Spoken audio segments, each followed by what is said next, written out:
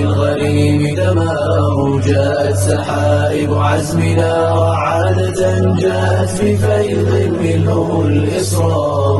بشبابنا نحيي العزائم والهمم كالمزن إن فازت بهن قفار. الديم نحن بغيثنا النادر توى ولمن تحدى الوابل المغزار. ولمن تحدى الوابل المغزار. بسم الله الرحمن الرحيم والصلاة والسلام على رسول الله وعلى آله وصحبه أجمعين. Today I'll be speaking about the story of Prophet Muhammad sallallahu عليه وسلم when he was just a young man. The Prophet Muhammad, peace and blessings be upon him, he used to live with his uncle Abu Talib when he was 12 years old. At that age, he traveled with him to Syria to learn how to trade and work and earn money, because Abu Talib was not a wealthy man. He used to also tend sheep for people of Mecca, and later on when he became a prophet, he told the companions that there is not a single prophet who did not tend sheep. Later the companions asked him, even you? And he said, yes, even I used to tend sheep for the people of Mecca for a few coins. When he was 15 years old, the Harb al-Fujar, the war of the Fujar, broke out between Mecca and the Hawazin tribe. The Prophet supported his uncles, but many scholars have not authenticated this event.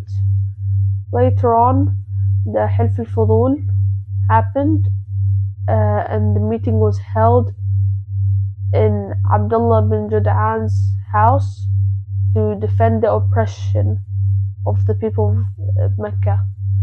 Muhammad ﷺ later said that he has attended this meeting, and if it was happening again, then he would also attend it.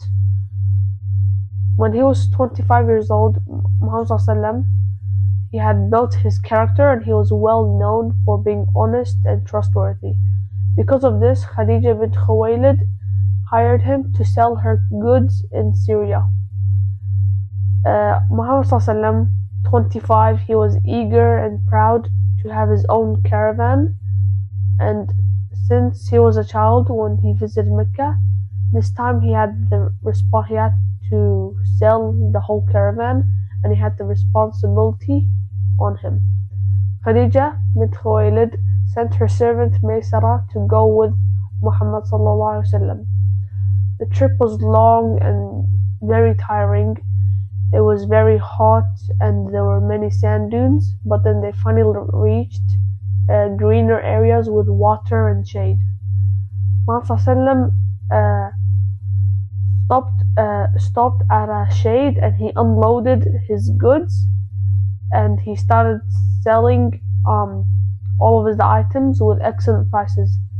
He himself inspected the market carefully and he picked the goods that would sell well in Mecca, such as medicine, sweets, cloths, toys, and jewelry. After that, he was very polite when he was selling the goods, and he also bargained firmly. And after they sold all the goods, Maysara was amazed, and after they returned to Mecca, he constantly appraised Muhammad ﷺ, saying that he was very trustworthy and honest.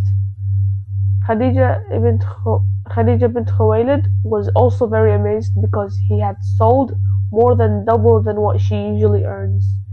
And she also remarked to herself that he is the best man that she has ever met. Later on, she was speaking with her friend Nafisa, saying that he was so trustworthy and a good man, and Nafisa suggested marriage. She told Khadija, he's young and you're a widow, why not marry him? And then Khadija was a little bit nervous, but Nafisa went to Muhammad sallallahu alaihi wasallam and asked him, why did you not marry anyone? And Muhammad sallallahu alaihi wasallam replied that he does not have enough money to provide for a family. Which then she replied, Khadija wants to marry you. Muhammad sallallahu alaihi wasallam went to Abu Talib to ask for his approval, and Abu Talib approved happily, saying that you should definitely marry Khadija. The marriage was arranged with Abu Talib reading the nikah. Amr ibn Asad, which was Khadija's uncle, and her cousin Waraqa bin Nawfal also attended the marriage.